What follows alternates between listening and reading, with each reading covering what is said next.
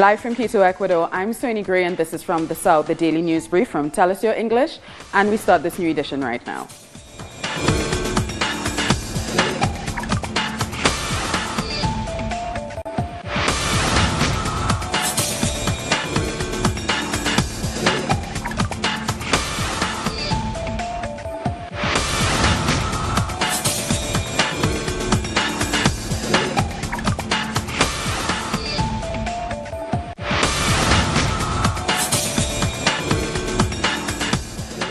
We start in Argentina, where the Congress has approved the tax reform plan introduced by the government of President Mauricio Macri. The results were 52 votes in favor, 15 against, including Senator Cristina Fernandez de Kirchner, and one abstention, closing 10 hours of debate and ending the year with most of the economic reform package approved. Senator Kirchner had this to say. I remember that in 1994, the economy minister, Domingo Cavallo, decided to lower the employer's contribution with the excuse of generating job opportunities. After that, the employment rate dropped one digit and ended up with severe unemployment across the country. That's what President Kirchner had to deal with in 2003. It doesn't mean that everything was wonderful in the country in 2015, but we had certain problems that today are much worse in relation to the fiscal deficit. And they will continue to grow because they continue to give free taxes to those who have the most. The Buenos Aires Press Union and the Argentine Graphic Reporters Association have marched outside Congress to reject police repression under President Mauricio Macri's administration against press workers and demonstrators. We have details in this report.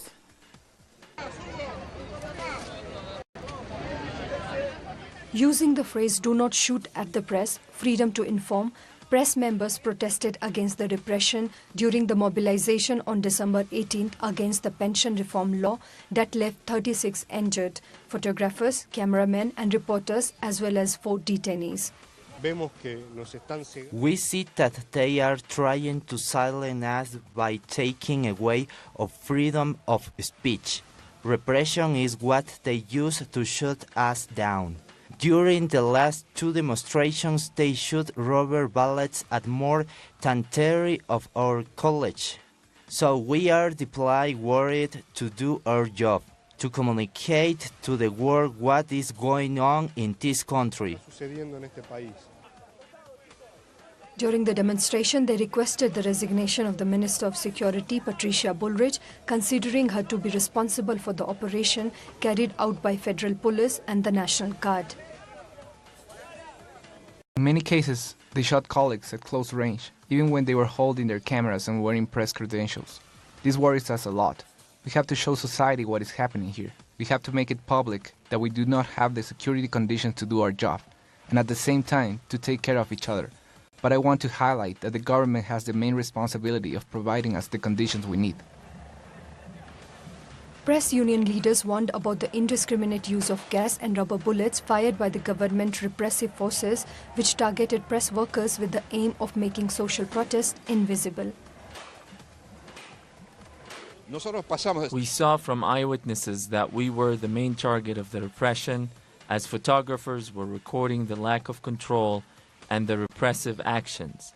Their main argument of saying that there was an attempt of insurrection fell apart, because here there was no attempt of insurrection, but a citizen exercise of freedom of expression.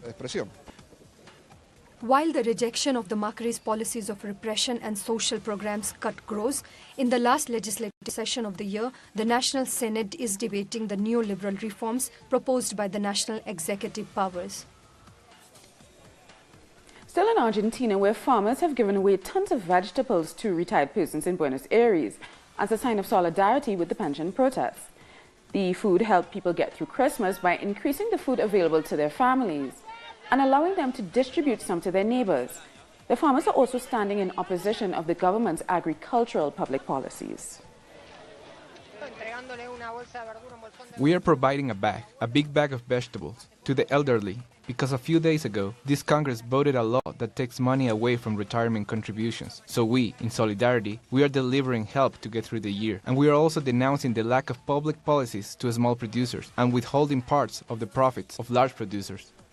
And Honduras' representatives in the OAS have announced that they will not accept the request of the Secretary General, Luis Almagro, to send a special delegation to the country. The official statement said that Almagro's petition does not adhere to the Inter-American Commission on Human Rights. It also denounces tweets sent by the Secretary General, which they say cause negative effects on their society and the international image of their country. And UN human rights experts have condemned the pardon of former Peruvian President Alberto Fujimori by the current President Pablo Kuczynski. They have stated that they are appalled by the decision that Fujimori's guilt is not in question and that he does not meet the legal requirements for a pardon. Fujimori had served 12 years of a 25-year sentence for corruption and human rights crimes. His right-wing government ruled from 1990 to 2000. And the Peruvian Minister of Culture has resigned in reaction to the controversial pardon. Salvador del Solar announced on Wednesday he had handed in his resignation as a demonstration of his rejection of the Fujimori pardon. Other members of Kuczynski's cabinet, like the head of the public television and radio station, Hugo Cuya, have also resigned for the same reason. And relatives of those murdered by death squads in the 1990s have been expressing their concern at the pardon granted to the former president. The family members called the decision by President Pedro Pablo Kuczynski a betrayal. Fujimori was serving 25 years in prison for 2 massacres carried out under his presidency, when thousands more civilians died during the counterinsurgency campaign he oversaw. It's very painful. What will my son say? I've continued for 25 years looking for justice for Amaro. There's a betrayal against us. I voted for him. Both times, in the first and second rounds, I voted for him. I believed in him. But as I said, this is the second time that I trusted in a president and that they have failed me. The final leg of the Jamaican edition of the CARICOM Reparations Youth Baton Relays and Rallies ended in the parish of St. James. The 3-month relay took the reparations baton all over the island to strengthen the Caribbean community's reparations fight. Race events were used to take a closer look at the horrors of slavery and discuss how it continues to affect Caribbean economies. Several relays have taken place in Barbados, Guyana, and St. Lucia. Give me a signal, people. Give me a signal if you're not here with. And we have more news in a minute, so stay with us.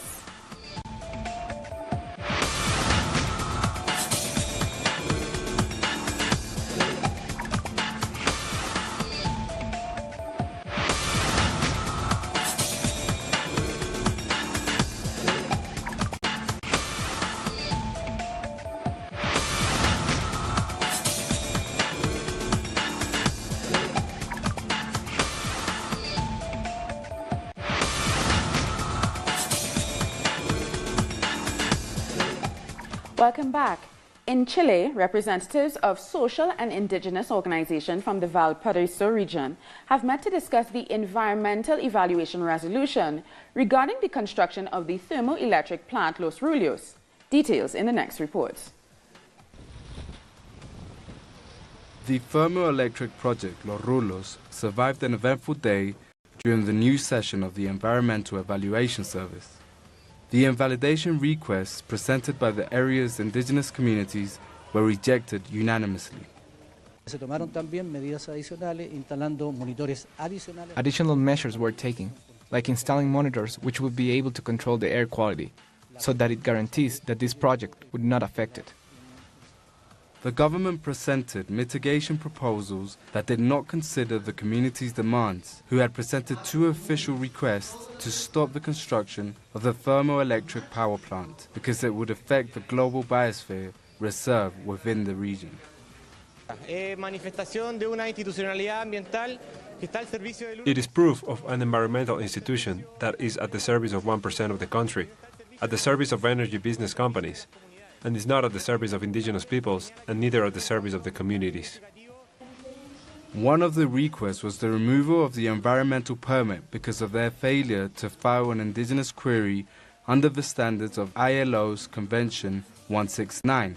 The authorities thought that the communities were not in the area that is most affected.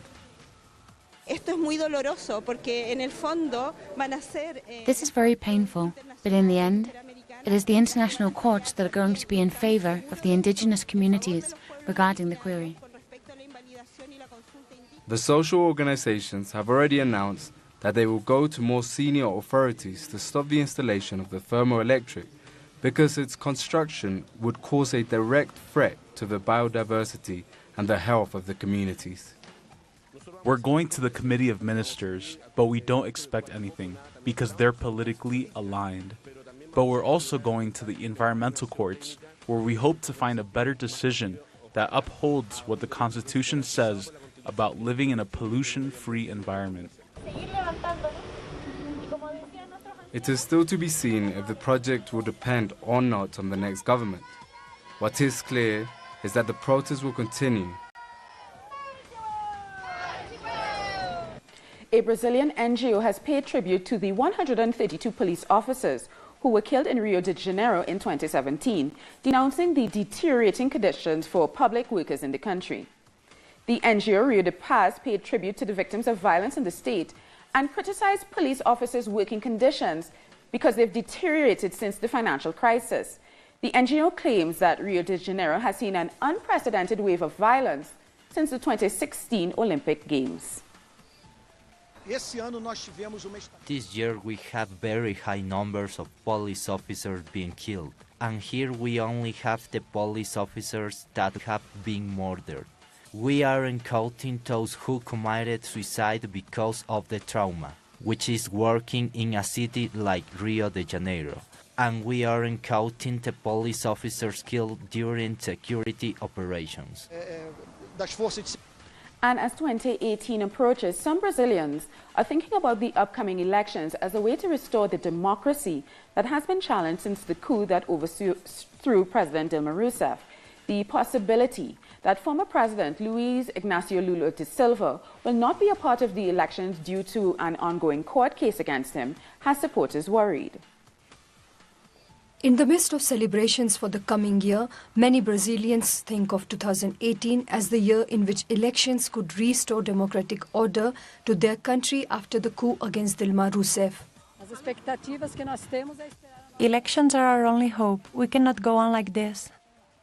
The most popular candidate is former President Luiz Inácio Lula da Silva, but his candidacy hinges on a decision by the Federal Regional Court of the 4th Region of Porto Alegre. On January 24th, the court will rule on an appeal presented by Lula's attorneys after Judge Sergio Moro sentenced him to 9.5 years in prison. Brazil's justice is always late to pass judgment, but when the accused is Lula, they move fast in order to put an end to his candidacy. That's the way it is. Judge Moro's sentence is ratified. The former president would be ruled out of the elections, but Brazilians believe that an election without Lula is akin to fraud and demonstrations that are being organized in his support. We have planned a great demonstration to show that what's right is to defend democracy and to defend Lula's candidacy so that he can form a government that allows us to move forward. In Brazil, the New Year's festivities are called Réveillon, a word that stems from French and means to awake. This is precisely what Brazilians want in 2018, elections that awake Brazil to a better and more just future. Still in Brazil, the country has suspended all fish exports to the European Union following concerns from Brussels over poor export standards. The move is thought to avoid a ban from the EU side after they expressed concern following an investigation into Brazilian vessel standards in September. The Brazilian Trade Association, PIC-CBR, which represents half of the fish producers in the country, has called on the government to take urgent measures to prevent damage to the market.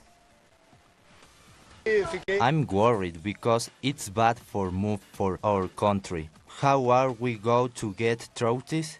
The suspension of exports will affect our economy, which already somewhat weakened. 23 communities from the municipality of Tecoluca in El Salvador want to go into the new year with new restrictions on the use of agrochemicals. 6 national sugar companies support the measure and are calling for an end to the practice of burning sugarcane because of the negative effect to people's health. Let's take a look at the details in the next report.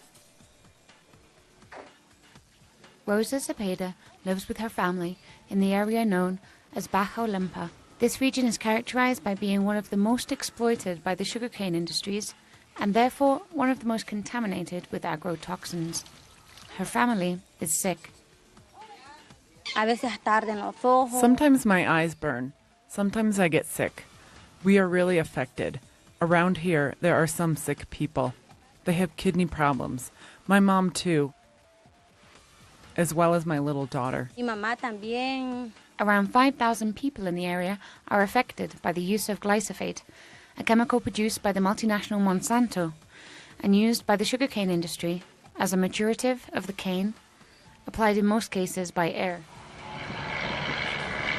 They distribute the chemical by plane to the sugarcane plantations, but it spreads into our farms and houses, where people and children become affected.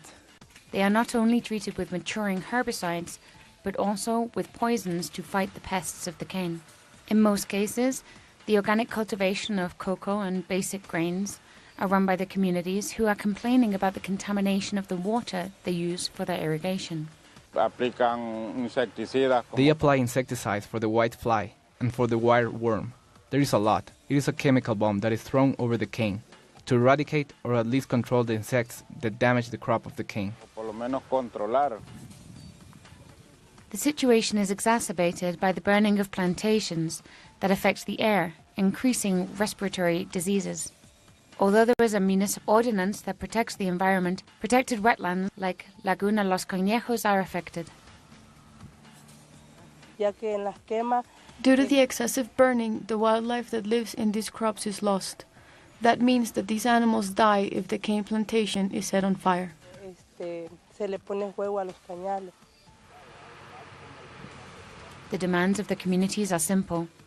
The use of agrotoxin substances should be regulated by the Ministry of Agriculture. The exploitation of the water resources should be regulated, contamination of protected areas has to be avoided, and the practice of burning the sugarcane needs to be stopped. Women's organizations are protesting in Panama against the high rate of femicide cases in 2017.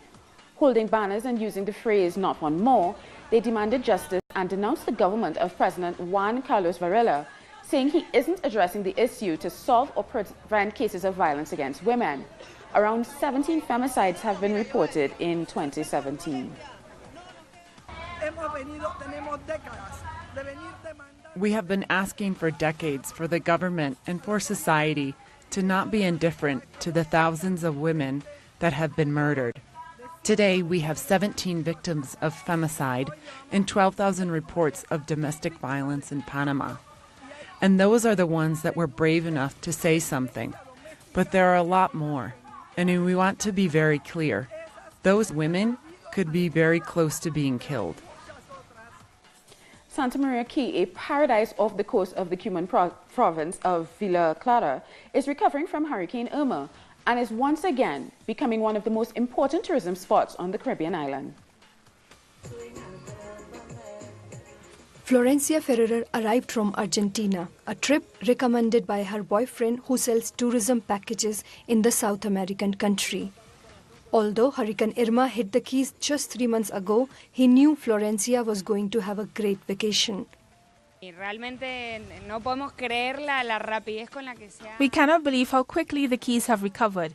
People told us about the damage to the hotel and about the hotel employees helped to rebuild it.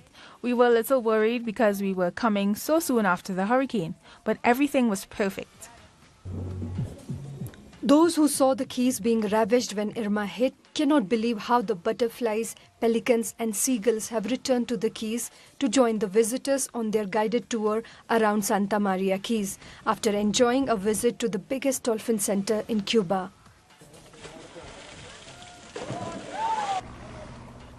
Canadians are still the biggest group of tourists coming to Santa Maria Key, although new flights have started to operate from England, Russia and Argentina, and local tourism is growing too.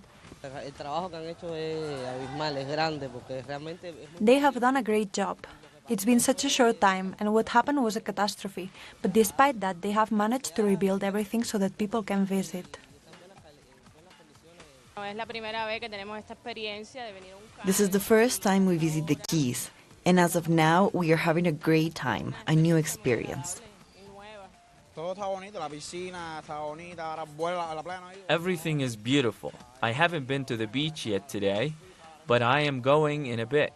I went yesterday and the sand felt great. This year, Cuba hopes to receive 700,000 international tourists. That's why the authorities have been so keen to restore the hotel infrastructure here to guarantee comfort to the visitors who choose to come to Santa Maria Key. This is one of the most popular destinations in the Caribbean, for its price and for its beach. I recommend it. Visitors won't have any complaints regarding the hotels.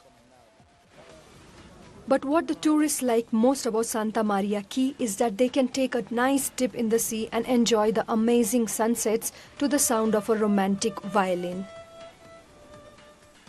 We'll be back very soon, so please stay with us.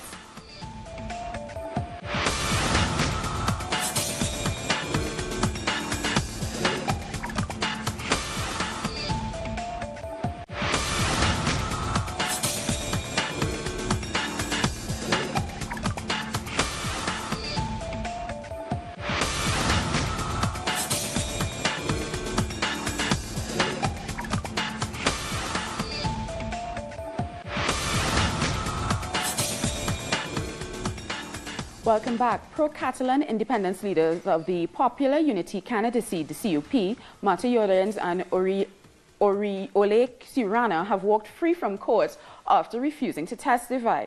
The two CUP representatives were charged with inciting hatred after condemning the violent suppression by the Spanish National Police during October 1st referendum. Crowds of supporters holding signs demanding freedom for all Catalan political prisoners greeted the leaders on their release. Israel's parliament has passed a law which prevents investigators from recommending whether the Attorney General should charge suspects in some high-profile cases. The opposition lawmakers say the law is designed to protect Prime Minister Benjamin Netanyahu, currently a suspect in two cases. In one, he is alleged to have bought favorable coverage in local media. The other concerns gifts he received from wealthy businessmen. He denies any wrongdoing. Erica Gardner, the daughter of NYPD chokehold victim Eric Garner, is now in a medically induced coma. After videos of her father's death in 2014 resurfaced, Erica became a verbal advocate for police reform in the United States and a key figure of the Black Lives Matter movement. An update on her official Twitter account reveals that Erica suffered major brain damage from a lack of oxygen during a heart attack. On Wednesday, Ukrainian and separatist rebels in the east of the country exchanged hundreds of prisoners in one of the biggest swaps since the conflict began in 2014. According to the terms of the deal, Kiev was meant to hand over 306 prisoners to rebels, and in return for 74 prisoners who have been held by pro-Russia rebels in Donetsk and Luhansk regions. More prisoners are expected to exchange hands in 2018. Now let's have a look at some of the stories making headlines around the world.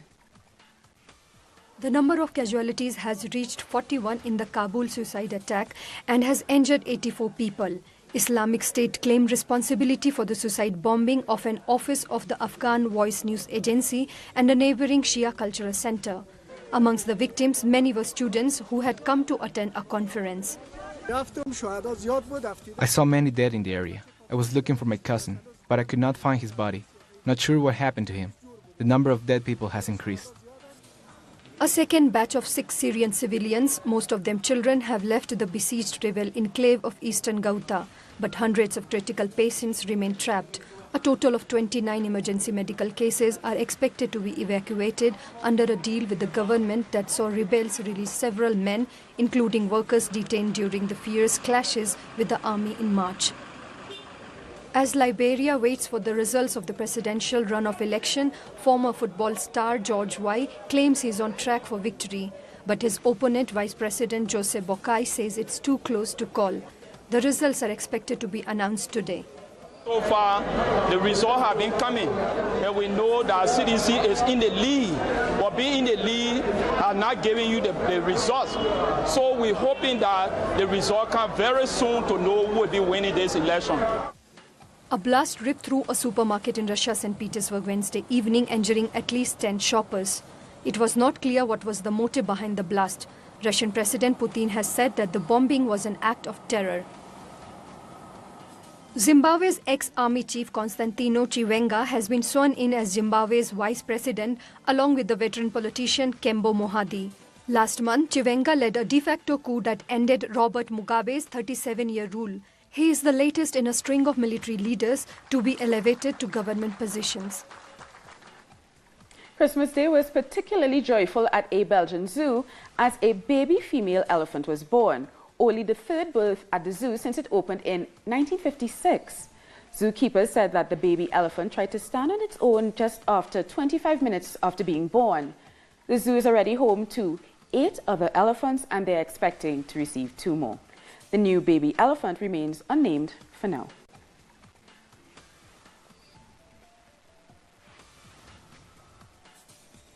La Navideña is more than just a simple fair in Madrid. It's an event that celebrates social and cultural diversity tied to this time of the year. Workshops, concerts, and a rummage sale bring visitors closer to the different ways Christmas is celebrated throughout the world. During this time of the year, strolling through Plaza Matadero is to take a trip around the world. Storytellers from Asia, French cuisine tastings, or an Indian dancing workshop are some of the over 250 activities available at this Christmas fair. We're here to celebrate Christmas and winter holidays that come from all cultural and religious viewpoints that exist in Madrid. This is why we've included people from Muslim, Buddhist, and Christian nations to recognize that Madrid fosters a diverse society. This year the fair is centered around gastronomy. A dinner table is the meeting place for cultures, and today the main attraction is Chilean corn. Chilean gastronomy is very Mediterranean, but it's also quite diverse, and it's not so well known. The seaside spans the length of our country, and our northern foods are very different than those from the south, and most of them are not well known. This fair gives us the chance to showcase our culture. 78 countries are being represented in this fair. In Palestine's stand, we can find traditional Christmas crafts made out of olive wood from the Holy Land. Truthfully, this is very important because it helps us to show the world our traditions, to show who we are and part of our roots. La Navideña also brings migrants residing in Spain closer to their own countries. One of the main advantages of this fair is helping us deal with that ingrained feeling of separation we have. When we have all of these products so close to us, carrying on with Christmas is made much easier. Part of the fair's profits is intended for charities that fight child hunger. Furthermore, this tree collects wishes of love, justice, and peace for 2018. China has kicked off its annual winter fishing festival at the frozen Sugarcane Lake in the northeastern province of Jilin. A grand opening ceremony started with the centuries-old tradition of praying for good harvest. Winter fishing on ice-covered Sugarcane Lake dates back to the 10th century. Over 100,000 tourists are expected to come this year and feast themselves on fresh fish from the lake. And with that, we've come to the end of this news brief. So for these and many other stories, you can find them on our website, tellusyourtv.net/English. And you should join us on social media, Facebook, Twitter, and Instagram. For Tell Us Your English, I'm Sweeney Gray. Thank you so much for watching.